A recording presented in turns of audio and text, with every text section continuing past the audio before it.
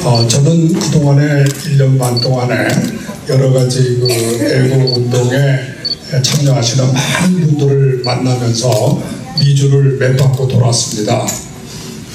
그래도 항상 그 이메일과 유튜브를 또 통해서 세계 각국에서 행해지고 있는 서울뿐 아니라 해외에서 행해지고 있는 애국 운동에 대해서 항상 제가 관심을 갖고 보고 있는데 시애틀, 타코마 이쪽에서 하는 그 행사들이 항상 제가 눈길을 끌었어요. 정말 그 다른 도시하고 좀 다르다 하는 걸 느꼈거든요. 제가 나중에 알고 보니까 그럴만한 이유가 있더구만요. 이 시애틀이라는 데가 한국을 지켜주고 있는 도시예요.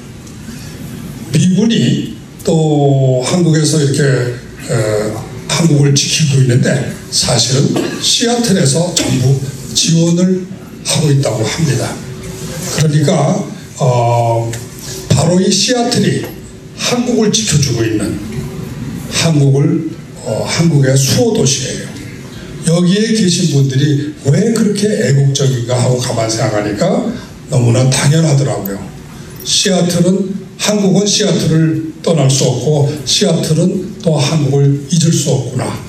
이런 불가분의 관계에 있는 태평양을 가로놓고 정말 뛸래야 뛸 수 없는 그러한 두 도시라는 것을 제가 깨달았습니다. 그래서 이 도시에 와서 제가 강연을 할 때는 정말 이번에 오면서 다시 한번 즐거운 마음으로 마치 고향에 와서 오랜만에 친구들 만나는 그런 기분으로 사실 강연에 왔습니다. 저를 초청해 주신 그 오중걸 회장님과 오중걸 이사장님과 김수영 회장님 정말 감사합니다. 이런 좋은 기회를 만들어 주셔서 제가 특히 그 감명을 깊었던 거는 지금 많은 그 미국 내 한국분도 마찬가지지만 애국운동에 세대 교체가 일어나고 있습니다. 여러분이 아시겠지만 1년 전 그러니까 2016년 11월부터 소위 태극기 운동이 시작이 됐는데 그 당시 때 태극기 운동을 앞장서고 강단에서 외쳤던 사람들은 많은 분들이 지금 사라졌어요. 물론 그 중에 몇 분은 감옥소에서 고생하고 계십니다. 반면에 오늘 요즘에 이렇게 유튜브를 보면요, 새로운 얼굴들이에요. 젊은 사람들이에요. 이 현상이 한국에서만 있는 게 아니에요. 지금 미주 전역에서 일어나고 있습니다. 각 도시에서 세대 교체가 일어나고 있어요. 워싱턴 DC가 제가 세운 세이브 코리아 파운데이션에서 제일 먼저 지회를 만든 도시입니다. 그런데 그 도시도 내년부터는 저희 지회 지도부들이 전부 15년, 20년 밑으로 내려갑니다. 뿐만 아니라 다른 도시에서도 역시 마찬가지. 그래서 정말 이거 좋은 현상이죠. 시애틀에서 이번에 한미 자유수호연합의 회장이 김수영 회장님으로 이렇게 젊은 분으로 정말 본인은 내가 왜 젊으냐고 그렇게 말씀하셨지만 저희 그 태극기 운동의 그 연령 개선법으로는 대단히 젊은 분이에요. 그래서 젊은 분이 이렇게 나오시는 것은 마치 봄에 새싹이 트는 것과 같은 겁니다. 모든 희망을 저는 느끼고 있어요. 한 가지 한미 자유수호연합에 대해서 제가 특별한 의미를 좀 느끼고 있습니다. 역사를 보니까 이 단체가 이동복 선생님께서 만드신 그런 단체더라고요. 이동복 선생님은 제가 태극기 운동을 통해서 만난 분인데 정말 대단한 분이시라는 걸 제가 알았어요. 저한테도 연세가 저보다 훨씬 위신데도 꼭 전화하셔서 안부를 물어주시고 격려를 해주세요. 참 그래서 저는 사실 이분이 시애틀에서 이사하신 분인지도 몰랐습니다. 그런 이렇게 역시 뿌리가 있는 이런 단체다는 걸 제가 느꼈어요. 그리고 또 지금 김수영 회장님의 돌아가신 부분 정창인 박사님, 어저께 저는 사실 이분 몰랐어요. 그래서 정창인 박사가 누구시죠? 그랬다가 인터넷에서 검색을 해보니까 정말 훌륭한 분이세요. 그래서 제가 역시 애국운동은 그야말로 뿌리가 있어야 되는 거로구나 하는 걸 느꼈습니다. 아까 이동복 선생님이 하신 말씀 저는 정말 절감하고 있어요. 유태인들은 나라를 잃고 2000년 동안 살았지만 그 사람들이 다시 2000년 만에 나라를 찾고 건국을 하고 오늘날 세계에서 가장 많은 적과 통지를 동시에 가지고 있는, 어떤 의미에서 보면 세계 역사의 열쇠예요. 열쇠. 그 나라를, 이스라엘을 건국한 그러한 그 민족들은 어떤 분인가, 또 어떻게 해서 그들은 2000년 동안에 그 나라를 잃고 유랑하던 그 디아스포라 민족들이 어떻게 하면 그렇게 2000년 만에 역사를 찾는다는, 전 세계 전대미문의 그러한 역사를 만든 민족 아닙니까? 그런데 쿠퍼 선생 말씀대로 가정교육이 뿌리다. 학교 교육이 사람을 만들어주는 시대는 아닙니다. 또 엄밀하게 말하면 학교 교육은 사람을 찍어내는 거지 만드는 게 아니에요. 특히 공립교육제도가 들어오고 교육제도를 국가가 관리하고 돈으로 지배하고 교육 노조가 생기면서 교육은 이제 완전히 좌파들의 이념 선전 장소로 지금 변질되었습니다. 이것은 한국만 그런 게 아니에요. 정교조 교육에 의해서 한국의 좌파들이 우리 젊은이들을 다 타락시켰다, 이렇게 많은 분들이 말하고 있는데 한국만이 아니에요. 이것은 미국도 마찬가지고 구라파도 마찬가지고. 유태인들은 학교 교육에 의존하지 않고 가정 교육에 의존했기 때문에 나라 없는 속에서도 자기 민족의 혼을 지킬 수가 있었다는 것을 제가 깨달았습니다. 그래서 지금 우리가 정말로 신경 써야 되는 것은 다시 한번 교육의 중요성인데, 이 교육을 중요성을 하려면, 깨달으려면은 어떠한 혼자서는 도저히 불가능하니까 어떠한 모임을 통해서 받아야 되는데, 오늘날 사실 가정교육이 어렵잖아요. 어려우니까 이러한 사회교육, 소위 이런 단체가 필요하다고 저는 봅니다. 그런데 지금 보수운동이 다 죽었다고 그래요. 태극기 집회하면은 나오는 사람들이 다 점점 줄고 없어지고 그렇다고 그러는데, 표면적으로는 맞습니다. 옛날에 보수단체를, 소위 보수운동을 지도했다고 하는 단체들이라면 대표적인 게 재향군이네, 한인회, 그리고 무슨 이북오돔이네, 이러한 단체들이에요. 좌파들은 그러한 단체들을 통해서 자기네 이념교육을 시킨 건 아니에요. 보수들은 그러한 단체들이 교육을 시켜줄 거로 믿었던 건데, 사실은 그 단체들에게는 조금 문제가 있었습니다.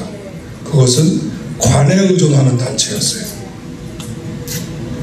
관에 돈과 모든 그 통제 시스템을 정부에 의존하는 그러한 시스템으로는 절대로 좋은 교육을 시킬 수가 없습니다. 좌파들이 오늘날 한국을 차지하게 된 것은 그들이 관변단체가 아닌 자생적인 자기들의 조직을 만들어서 교육을 시켰기 때문에 이제 보수가 새로 좌파를 우리가 바꿔서 우리 새로운 건국을 하겠다, 소위 이렇게 생각을 하신다면 이제 우리가 해야 될 길은 뭘까? 그거는 관변단체가 아닌 우리 스스로의 자생단체를 만들어서 해야 됩니다. 한미 자유수호연합을 제가 특별히 의미를 둔다고 하는 것은 바로 이 단체가 관변단체가 아니기 때문에.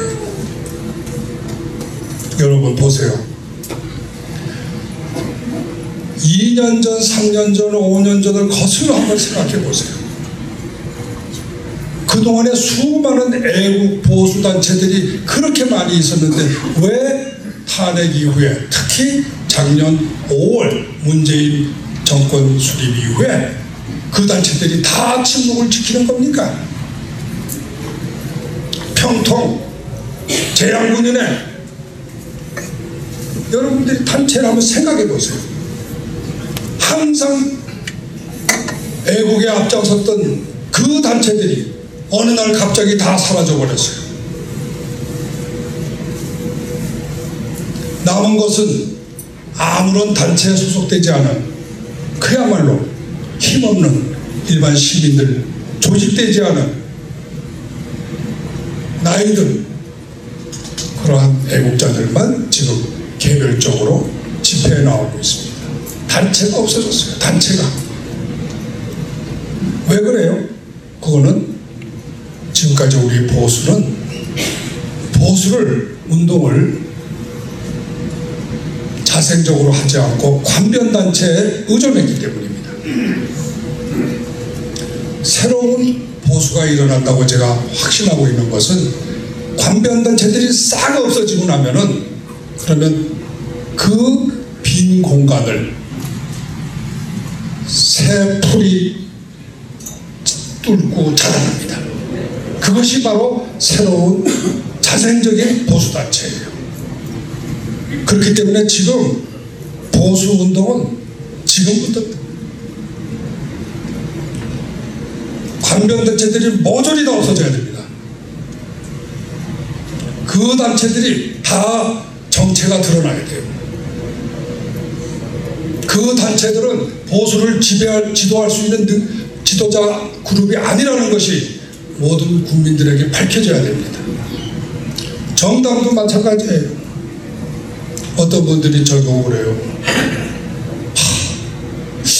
자유한국당도 참 저게 잘 돼야 되는데 어떡하지? 대한애국당이요. 저희 보고 어떻게 생각하느냐, 어느 쪽을 지지하느냐 자꾸 물어요. 두 정당이 다 없어져야 됩니다. 이제 새로운 술은 새로운 부대에 담아야 됩니다.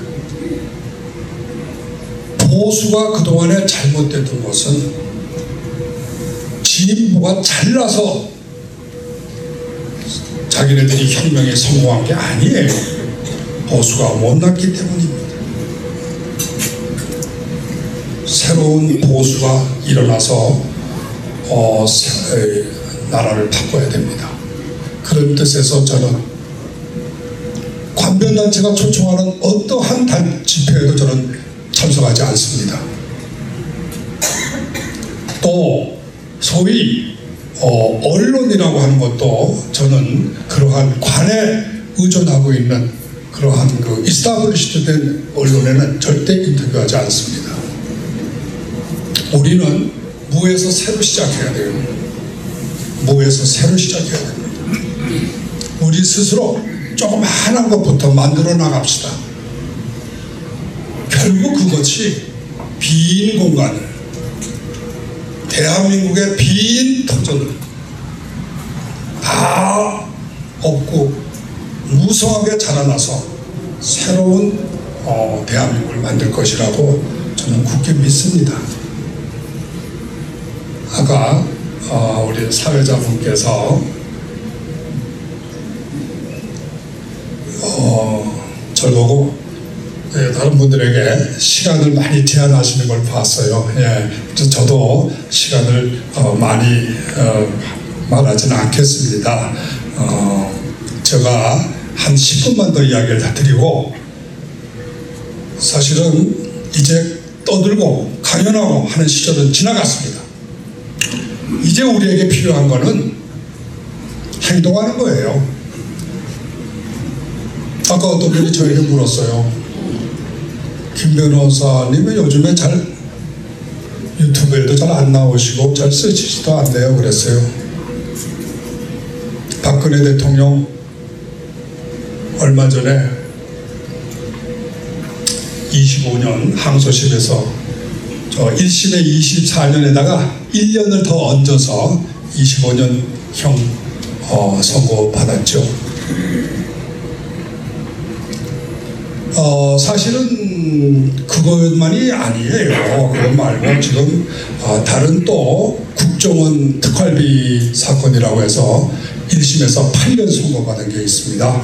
그래서 그걸 합치면은 33년이에요. 여러분, 제가 미국 사람들에게 이 이야기를 하면 미국 사람들이 던지는 질문 1번이 뭔지 아십니까? 그 사람 몇 명 죽였어요? 여러분이 혹시 아시는지 모르지만 미국에서 25년 이상의 형이 선고되는 것은 살인자의 하나입니다. 그것도 연쇄 킬러예요. 30년 이상의 형을 사람 하나 죽이지 않고 폭력 한 번 쓰지 않은 사람에게 선고한다는 것은 야만입니다.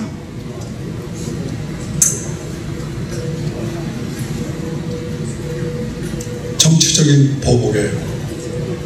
간단한 거예요. 간단한 거예요.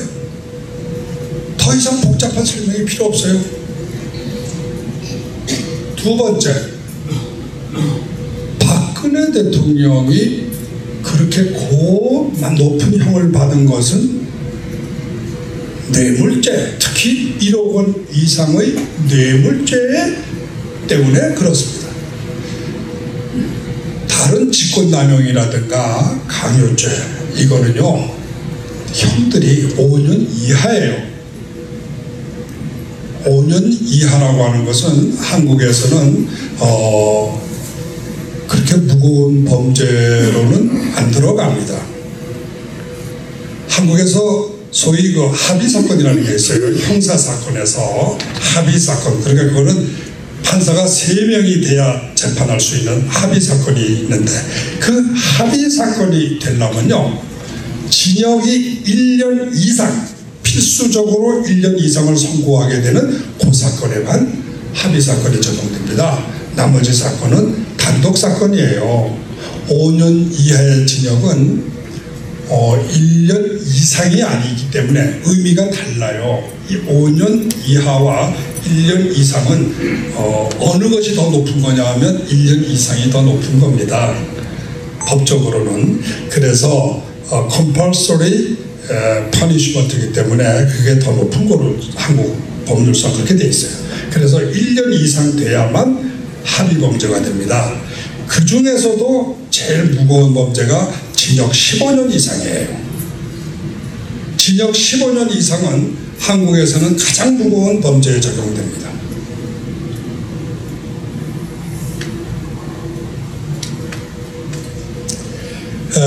살인사건도요, 한국에서 살인사건은 5년 이상인가로 되어 있어요. 5년 이상. 그래서 한번 그 사정이 있으면 2년 반도 선고됩니다. 지금까지 우리나라에서 살인사건으로 해서 잡힌 사람들 중에 그렇게 30년을 선고받은 사람은 없어요. 미국 역사에도 없어요. 전 세계 사법 역사에 사람 하나 때리지 않고 30년 이상의 형을 선고받은 사람은 대한민국에 박근혜 대통령밖에 없습니다. 여러분들이 이런 사실을 알아야 돼요. 얼마나 한국 사람들이 법을 무시하고 잔인하고 지금 눈앞에 아무런 것도 없이 막무가내로 사람들을 공포로 몰아넣고 있는 겁니다. 돈 한 푼 안 먹어도 뇌물죄가 되고 1억 원 이상의 뇌물죄라 그래서 15년 이상 이렇게 해서 지금 15년 이상인데 그것도 25년으로 15년 이상이니까 25년도 가능은 하죠. 25년까지 맥시멈 때린 거예요. 그러면서 그 판사가 판결문에서 뭐라고 그랬냐면 잘못을 뉘우치지 않기 때문에 20년. 여러분, 재판을 왜 합니까? 네 죄를 네가 알렸다 해가지고 죄를 주기 위해서 재판하는 겁니까? 여러분, 재판이 그런 거예요. 트라이얼이라는 건 재판인데, 트라이얼은 죄가 있나 없나를 실험하는 게 트라이얼입니다. 글자 그대로 트라이얼이라고 하는 거는 실험하는 거예요. 실험. 죄가 있나 없나 확인하는 거예요. 죄가 있다는 게 아니에요. 그러면 죄 없는 사람은 트라이얼에 가서 나 죄 없다, 나 왜 여기 있냐, 나 왜 잡아놓냐, 이렇게 말을 할 수 있어야 될 거 아니에요. 그래야 트라이얼이 되는 거지. 반성을 안 하고 있네. 그건 무슨 재판이에요? 조선시대 사또 재판입니다. 네 죄를 네가 알렸다 하는 재판이에요.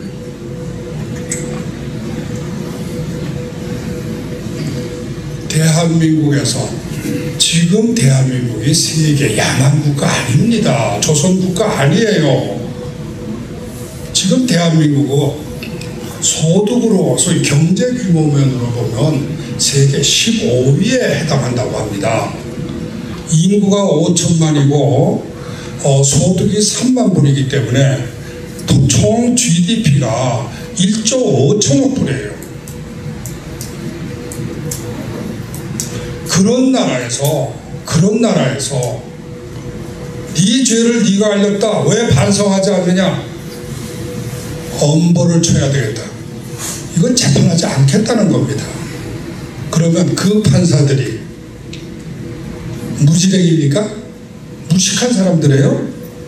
아니에요. 아닙니다. 대한민국에서 가장 머리 좋다고 하는 수재들이고 영재들입니다. 그 사람들이 그 어려운 법과대학 졸업하고 요즘에는 로스쿨이라는 대학원 과정까지 졸업하고 대한민국의 온갖 고등교육을 다 받은 사람들이에요. 부장판사쯤 되려면요 거의 다 미국에 1년 이상 유학을 했습니다. 그런데 그런 사람들이 조선시대의 사또 재판을 하고 있는 거예요. 어떤 분들이 그래요. 왜 그럴까요? 저한테 물어요.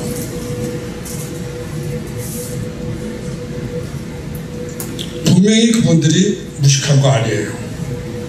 저보다 더 많은 교육을 받았을 겁니다. 현대식 교육을 받았을 겁니다. 부장판사 되려면 재판을 10년, 15년 이상만 다 한 사람들이에요. 그러면 그 사람들이 그렇게 법도 잘 알고 다 모르는 게 없는 사람들인데 왜 그 사람들이 그런 야만적인 일을 하나. 참 수수께끼예요. 그래서 어떤 사람이 다 빨갱이야. 그 사람들 다 빨갱이야. 소위 김일성 장학금 받은 사람들이야. 그렇게 말해요. maybe. 그렇지만 저는 아닐 거라고 봅니다. 그렇지 않을 거라고 봐요. 무엇이 문제일까요? 무엇이 문제일까요? 저의 대답은 이렇습니다. 특권의식이에요. 특권의식. 특권계급이라는 자만심 때문에 그렇습니다. 자기네들은 양반계급이라는 거예요. 소위 통치계급이라는. 재판을 받으러 오는 사람들은 상민계급이에요. 그래서 대한민국은 경제적으로는 대단히 선진국으로 보이지만 어떤 부분에서 특히 권력의 층에 있는 소위 양반 계급들은 여전히 조선시대에 머물러 있습니다. 대한민국이 앞으로 다시 태어나려면 저는 진보다 보수다라는 싸움이 아니라고 봅니다. 그거 아니에요.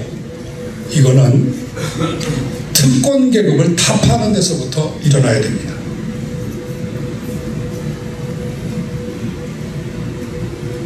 진보가 이념이 좋다 나쁘다 저는 그런 정치학도가 아니에요. 전 몰라요.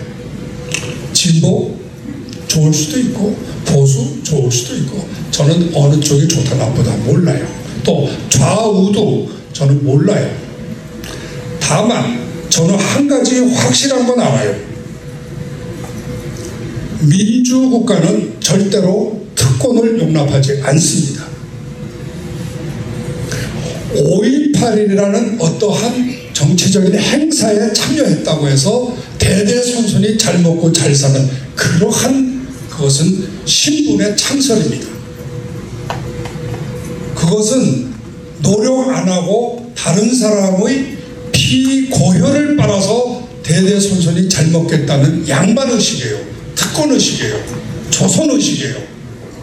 조선시대의 연장입니다. 언론 마찬가지예요. 왜 언론이 자기네들이 마음대로 원래 언론이라고 하는 것은 미디어 아닙니까? 미디어, 채널, 미디어 영어의 글자 그대로 길이에요. 길. 그 길에는 트럭도 다닐 수 있고 조그마한 자가용차도 다닐 수 있고 모든 종류의 차가 다닐 수 있으며 트럭에는 무슨 화물도 실을 수 있고 또는 무슨 과일도 심을 수 있고 뭐든지 실을 수 있는 거예요. 길이에요. 길. 그러면 국민들이 생각하는 거 의견을 전달해 주면 되는 거예요. 아무개는 이렇게 말하더라 이렇게 전달해 주면 되는 거예요. 한국의 언론은 어느 시절인가부터 수사관이 되고 재판관이 됐습니다. 사실을 보도하지 않아요.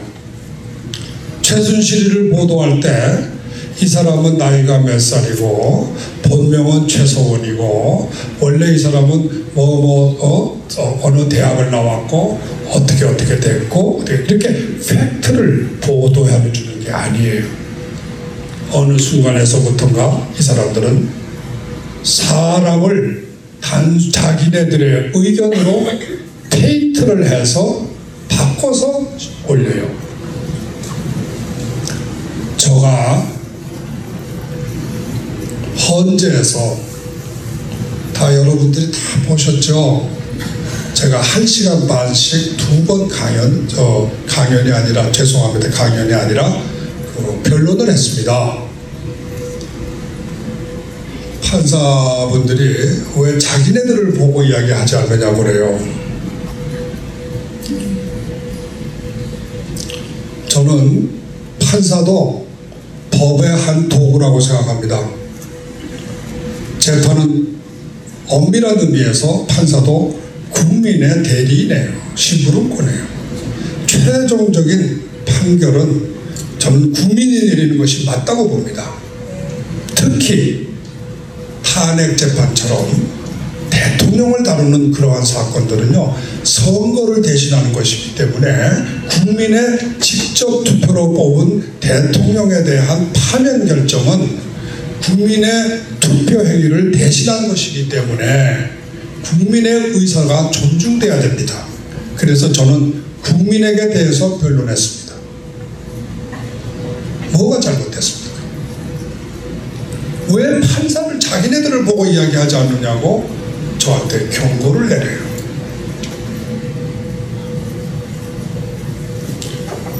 여러분, 우리가 지금 국민들이 이 주권자라고 하는 의미는 반드시 정치적인 의미만은 아니고 사법도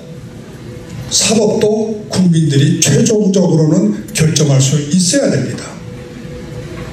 그런 점에서 저는 사법권의 독립이 무한정한 것이라고는 안 봐요.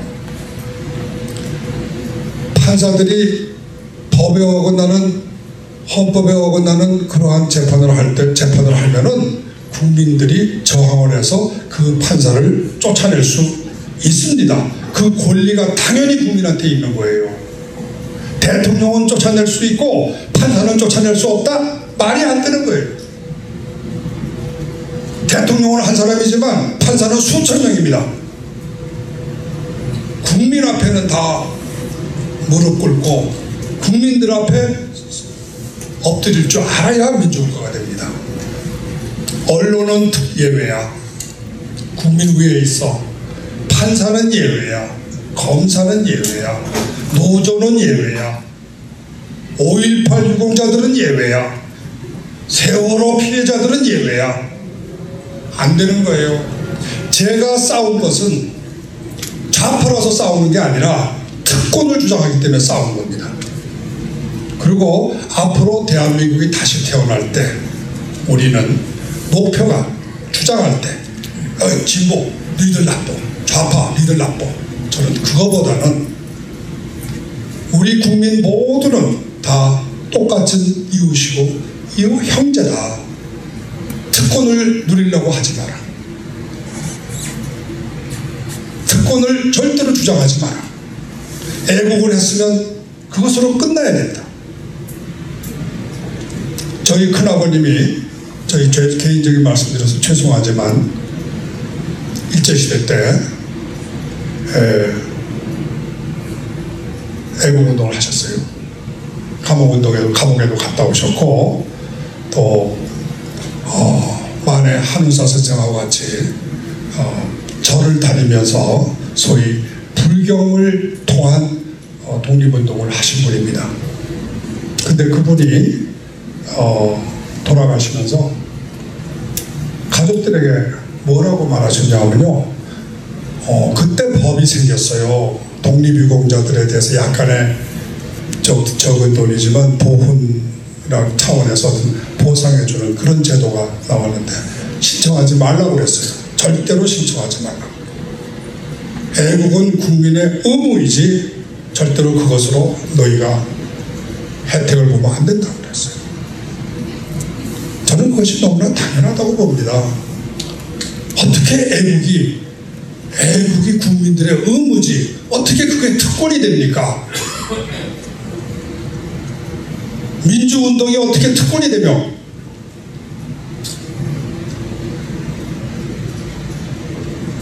세월호 피해자가 어떻게 특권층이 돼야 됩니까? 정말로 이것은 우리 민족의 역사의 퇴보예요. 퇴보. 100년, 200년 전으로 퇴보하는 겁니다. 이것은 북한식 논리예요. 북한식 논리예요. 여러분, 김일성 북한 정부라는 건요, 제가 한국의 법제사라는 과목을 가르쳤습니다. 서강대학에서 가르쳐 봤는데 제가 그 경국대전을 강의를 했었어요. 거기서 많은 걸 배웠습니다. 오늘날 북한의 모든 정치제도, 형사제도, 특히 형벌제도는 조선시대의 경국대전과 거의 차이가 없습니다. 거의 차이가 없습니다. 경국대전에 의하면요, 조선 왕조는 이성계 태조로부터 시작해서 29대인가요? 고종 때 내려올 때까지 이렇게 쭉 이어지는데요. 여러분 그거 아세요? 경국대전 후에 최고의 법은 이성계의 태조의 유훈입니다. 모든 이조의 규범은, 왕실의 규범이라든가 통치의 규범은 이태조의 말씀이 가장 높은 법이에요.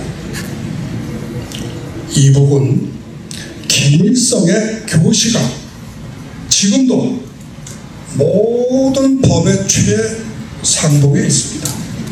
그래서 여러분 기억나시는지 모르지만 1995년에 김일성이가 갑자기 죽고 태자 김정일이가 왕으로 등극했을 때 그 양반이 하신 한 말이 뭐예요?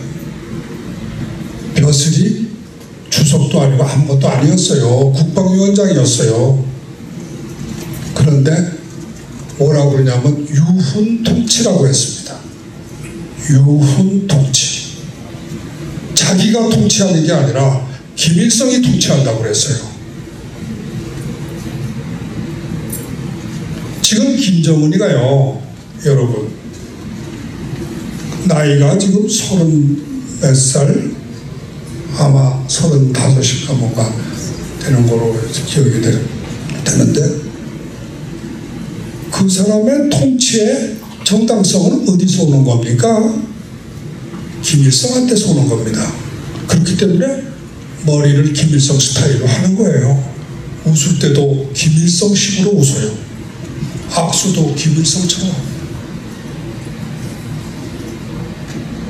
북한이 존속된 거는 조선 왕조의 시스템을 그대로 답습했기 때문이에요. 거꾸로 말하면 북한은 여전히 조선 왕조의 연속입니다. 그런데 지금 이 남한이, 소위 대한민국이 연방제를 해서 헌법을 고쳐서 담겠다고 하는 게 바로 북한이에요. 역사를 몇백 년을 뒷걸음치겠다는 건지 알 수가 없습니다. 이제 우리가 제가 말씀드리는 요지는 이제 마무리를 하겠습니다만, 저는 이러한 사태의 근본적인 원인은 무엇을 우리가 망각한 거냐면, 우리 대한민국을 건국한 이승만 박사의 건국 정신을 망각한 뜻을 났다고 봅니다. 북한은 김일성의 건국 정신을 똥이든 개든 간에 그 건국 정신을 죽어라고 지켰기 때문에 안 무너진 거예요. 만일에 우리나라도 이승만 대통령이 돌아가신 뒤에 그 다음에 지도자들이 내가 뭘 알아, 이승만 박사처럼 훌륭한 건국의 아버지 뜻을 나는 이어받겠어, 이렇게 모두가 다 말을 하고 모두가 다 여기 가슴에다가 이승만 박사의 배지를 달았더라면 대한민국은 절대로 무너지지 않습니다. 북한을 반드시 이겨서 우리가 이미 통일을 했을 거예요. 이승만 박사께서 세우신 그 건국 정신, 정말로 그야말로 모든 조선인들이요, 정말로 다 같이 독립하고 일어나서 다시는 남의 명예를 지지 마라. 독립정신, 그거는 자유정신입니다. 자유정신이고, 그것은 이웃을 서로, 자기 동족을, 자기 국민을 그야말로 말로 인간으로 아니라 진정으로 아끼고 사랑하는, 이웃처럼 생각하는, 그러한 이웃으로 사랑하는 그러한 그 정신입니다. 그래서 저는 그렇게 생각해요. 우리가 다시 한국을 다시 세우자, 제2의 건국을 하자. 그럴 때 어떻게 할까? 어렵지 않아. 다시 건국의 정신으로 돌아가서 이승만 건국 대통령의 건국의 정신으로 돌아가자. 그래서 이승만 대통령이 꾸었던 꿈, 위대한 대한민국의 꿈, 물질적으로 풍요하고 잘 사고 사치스러운 그런 나라가 아니었어요. 이승만 대통령 그런 나라 한 번도 원하지 않았습니다. 이승만 대통령은 잘 살아보자, 우리 잘 살아, 무조건 잘 살자, 그런 말 안 했습니다. 그분은 그야말로 진실과 정의, 사랑, 기독교 정신, 이러한 정신적 행복을 말씀하셨지 물질적 행복을 추구하지 않았어요. 저는 그건 굉장히 옳은 방향이라고 봅니다. 우리가 그것을 잃어버렸기 때문에 오늘날 이렇게 추악한 남의 재산 뺏기, 나는 덜 일하고 남이 일한 것을 뺏어서 편하게 살기가 돼버린 겁니다. 만일에 이승만의 그 정신을 우리가 다 가지고 있다면 좌파들이 아무리 야 내가 다 부자들 거 뺏어서 삼성 거 뺏어서 나눠줄게, 누구 거 뺏어서 너희들 줄게, 노조가 다 해줄게, 그럴 때 그건 말도 안 되는 소리예요. 우리는 그런 나라 싫어. 왜 남의 걸 뺏어? 내가 열심히 일해서 떳떳하게 한 끼 밥이라도 내가 내 손으로 일해서 내가 먹겠어. 대한 나라의 도움을 받지 않겠어. 그 독립의 정신, 그러한 것을 우리가 기포했더라면 우리는 결코 좌파들한테 당하지 않습니다. 않습니다.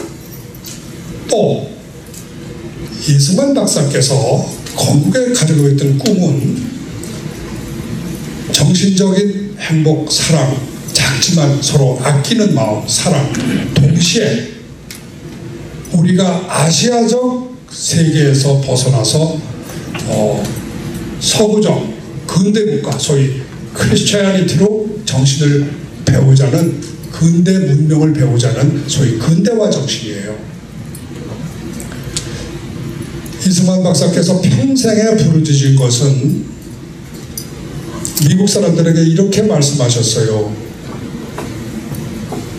일본은 물질적으로 당신들의 기술 문명을 배워서 물질적으로 당신들을 제압할 수 있는 부국 강병을 노리고 있다. 그렇기 때문에 저 사람들은 열심히 일해서 반드시 너희들보다 많은 탱크를 만들고 너희들보다 많은 군대를 기르고 너희들보다 많은 비행기 만들고 군함 만들어서 너희들을 이기려고 할 거다. 그래서 전쟁이 난다. 그렇게 말했어요. 그러면서 대한민국은 그런 나라가 아니라 정신적으로 남녀가 평등하고 종교의 자유가 있고 그리고 그야말로 참 서로 사랑하는 그러한 서구적인 그러한 나라를 꿈꾸시고 그래서 미국을 우리의 모델로 삼아주신 겁니다. 저는 오늘 한미 자유수호연합이라는 이 단체의 이름에 모든 것이 다 들어있다고 생각해요. 이승만 박사가 꾸셨던 건국의 꿈이 그대로 이 단체의 이름 속에 녹아 있습니다. 그래서 저는 제 꿈은 그래요. 여러분, 우리가 뭐든지 하려거든 처음부터 너무 이게 돼 안 돼, 이게 언제 되는 거야, 언제, 이렇게 생각하지 말고 언제 될지 몰라. 모든 일은 우리가 하는 게 아니야. 진인사 대천명이야. 우리는 열심히 할 뿐이야. 되고 안 되고는 몰라. 우리도 역사가 하나님이 될지 안 될지 허가하실 거야. 허락하시면 되는 거고 안 되면 또 안 되는 거고 길을 그분이 열어야 되는 거야. 이렇게 하는 그러한 정신이 필요하다고 봅니다. 중요한 것은 구체적으로 어떤 시간에 어떤 방법을 통해서 어떻게 마치 군사작전 하듯이 이렇게 해서 제2의 건국, 대한민국이 다시 일어난다, 그런 건 아니라고 봅니다. 중요한 것은 방법은 몰라요. 우리는 모르지만 꿈을 잊어버리지 말아야 돼요. 꿈이 없으면 미래가 없습니다. 그러나 꿈이 있으면 미래는 열립니다. 믿기 때문에 저는 그렇게 생각합니다. 감사합니다.